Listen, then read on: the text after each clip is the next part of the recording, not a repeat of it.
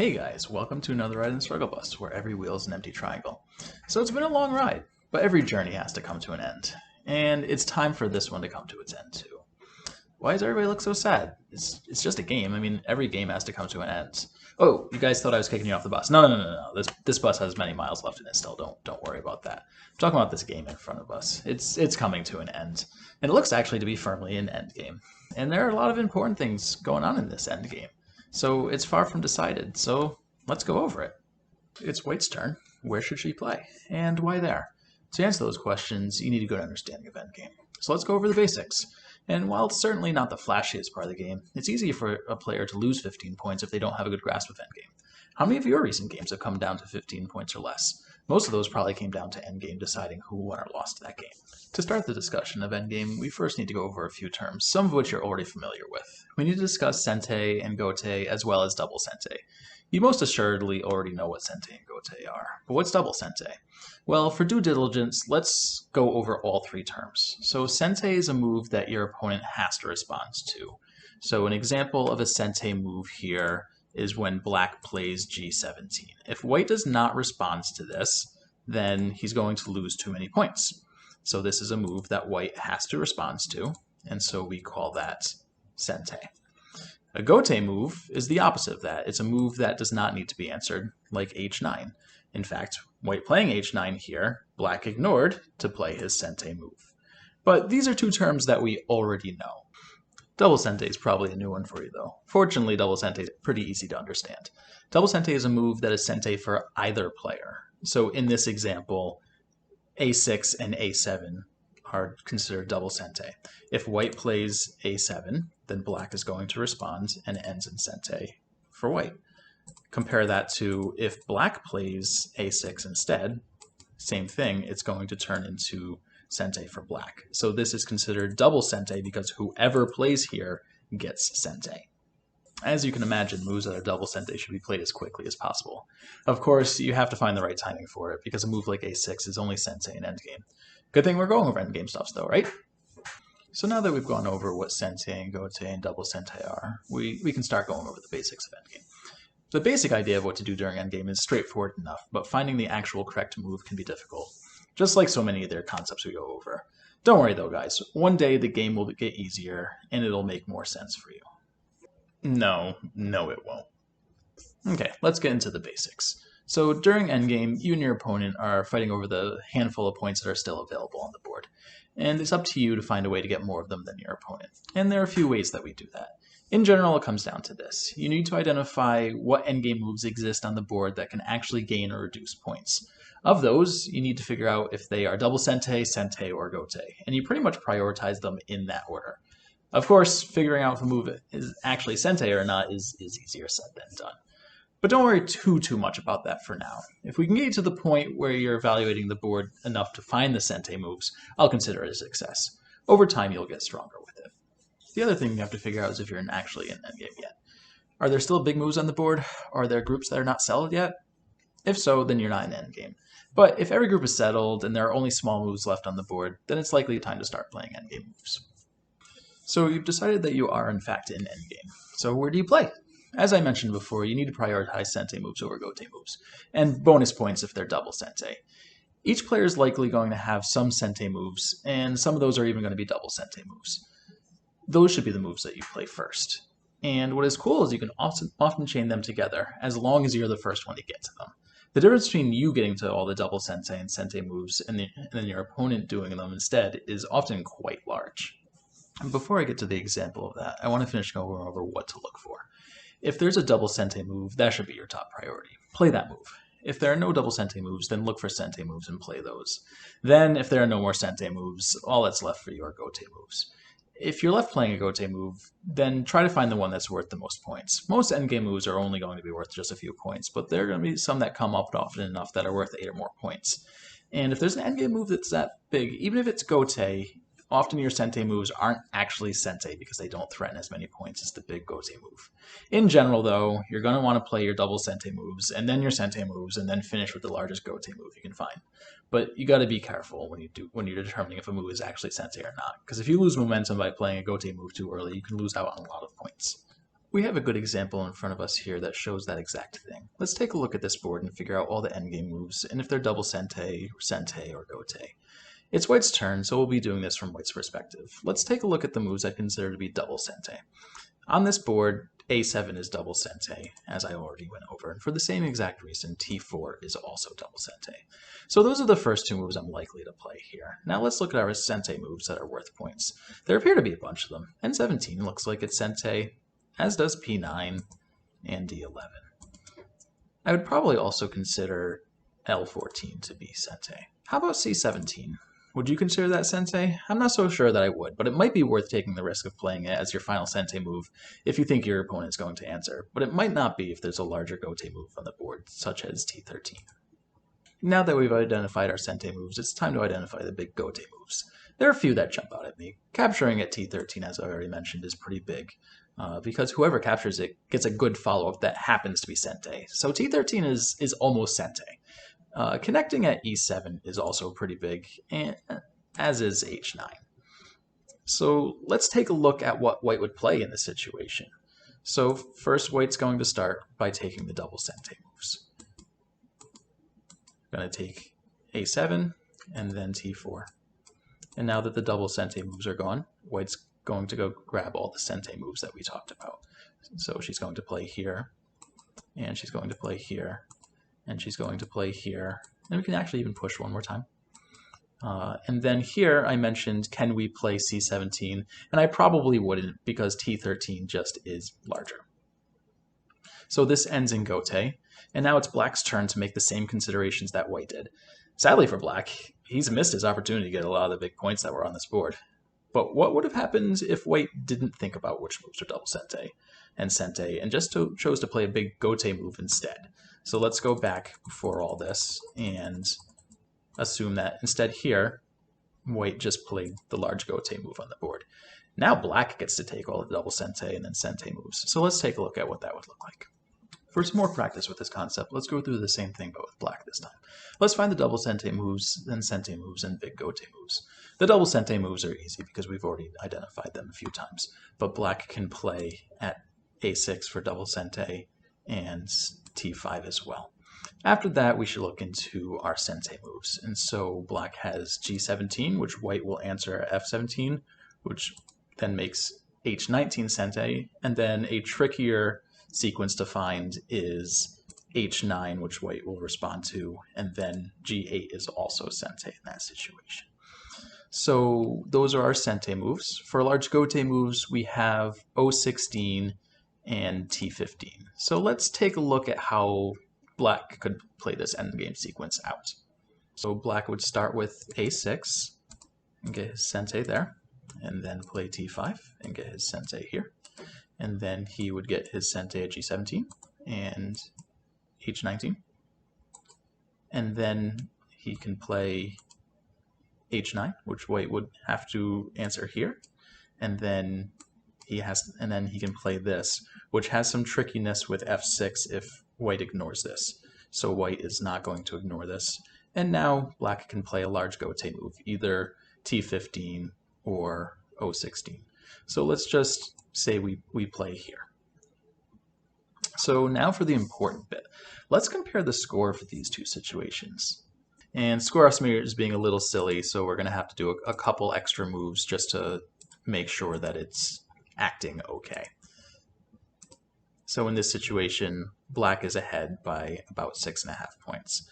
If we compare that to if White got all the Sente moves, like here, you'll see that White is ahead by almost 20 points. Big yikes, that's a huge difference. That's like 25 points. Pretty wild, huh? Who knew that this endgame stuff could be that impactful? Me, I knew.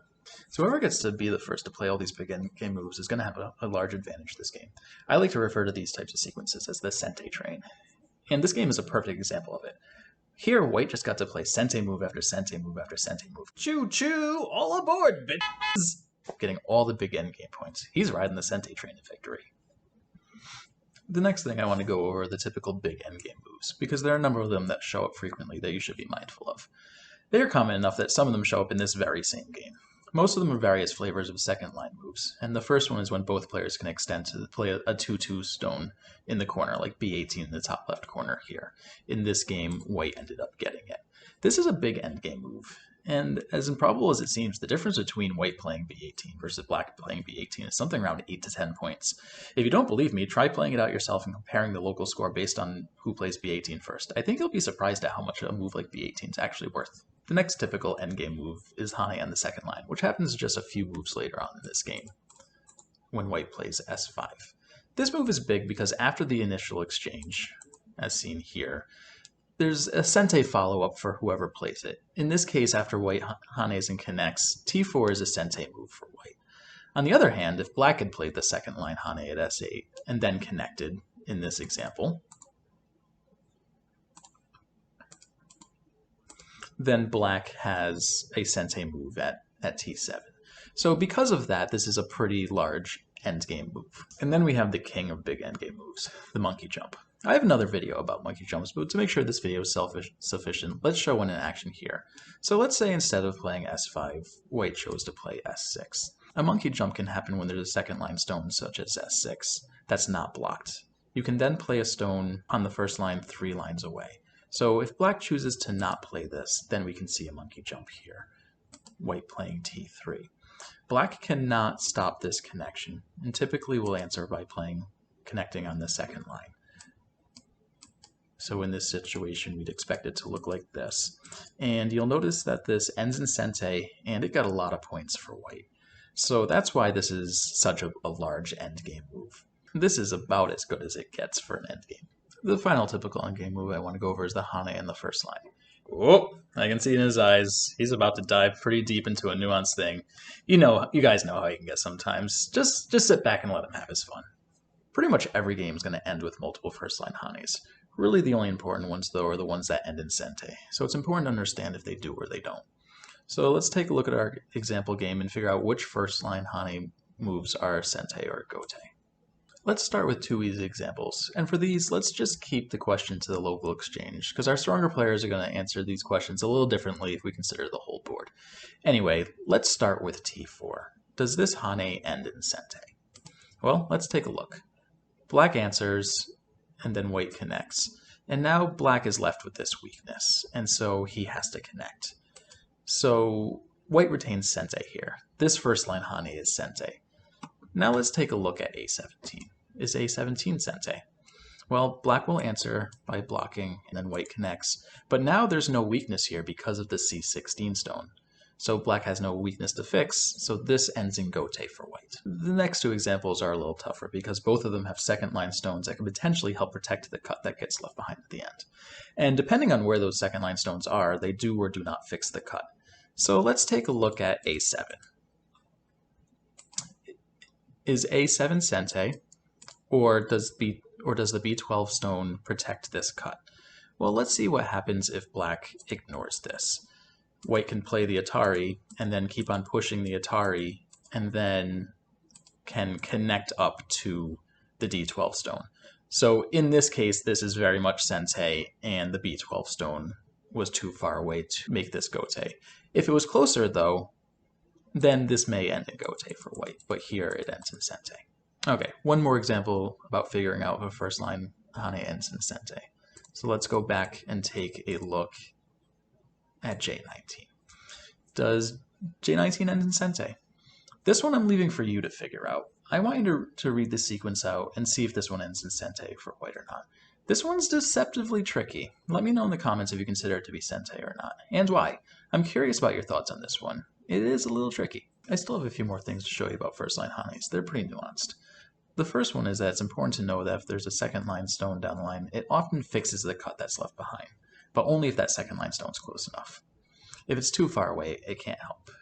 So if we go back to the game and modify the board a little bit here, and have white play this, and black Atari this, white plays here, black plays here, and white captures.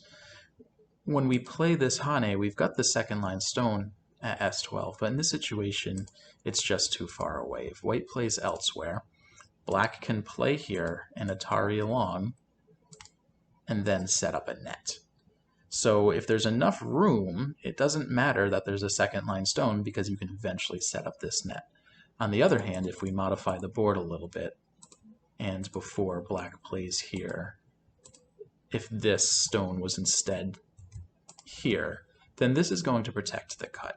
White can ignore, and black can Atari, but now white's going to connect to his second line stone, and here the cut doesn't work because the second line was close enough to help you out. So it's important to know that just because this initial Atari is left behind, sometimes it's okay, but it's going to depend on where these nearby second line stones are, and if they're close enough to stop the net or not. The final thing I want to go over about first line hane moves is you have to be careful about how you answer them in two very specific situations. The first is if you have a situation where you have two stones being undercut that are capped on top.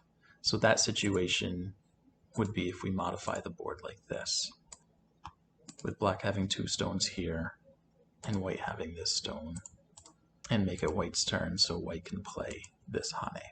In this situation, black cannot answer like this because white gets to double Atari, and then when black captures, white gets to Atari here, and if black connects, then he loses all of these stones. So in this situation, if white gets this hane here, black needs to pull back once, and then play your Atari. White will connect, and then black will have to connect. Missing this and losing that group of stones is a pretty frustrating way to lose the game. And we've all been there. This is a frustrating way to lose that happens to all of us. The other situation to be careful for is if we go back and yet again edit this board a little bit. And we'll take away this stone and add a white stone here. So in this situation, black needs to be careful here as well because there's a ko lurking. So white can play this Atari, and if black captures, it starts the ko. So in this situation, if black is okay with this ko, then he can certainly answer this. But if this is a ko that he wants no part of, and more often than not, you want no part of it, he's going to again need to extend one time, and then you can cover, white will connect, and black will connect. And doing this avoids the ko. Wow, that was way more info about the first line hanes than I intended to go over. Was it though? But understanding them is really important. I've seen many single-digit cube players blindly protecting every cut after a first line hane without considering if they needed to or not. And I've seen just as many lose a bunch of points because they misunderstood a first line hane that was left unanswered. So there are your Strugglebus endgame basics. We went over how you should be looking for Sente moves before Gote moves. We went over how extra important double Sente moves are. We talked about how if you're out of Sente moves to find the biggest Gote move to play, and then we went over some typical big endgame moves. And then we very briefly went over first line hanes. All important stuff for endgame. Hopefully with your newfound knowledge about endgame, you can go and win your games that actually make it to counting. And not all of our games do, but when they do, endgame is really important. And now you know some things about it. For those of you who enjoy this style of how I present information for the game and are looking for reviews and or lessons, I am available. My information is listed below. Or if you just want to get back to the channel, it's a great way to do that as well. Otherwise, thank you for coming out for another ride in the Strugglebus, where every wheel is an empty triangle. See you guys next time.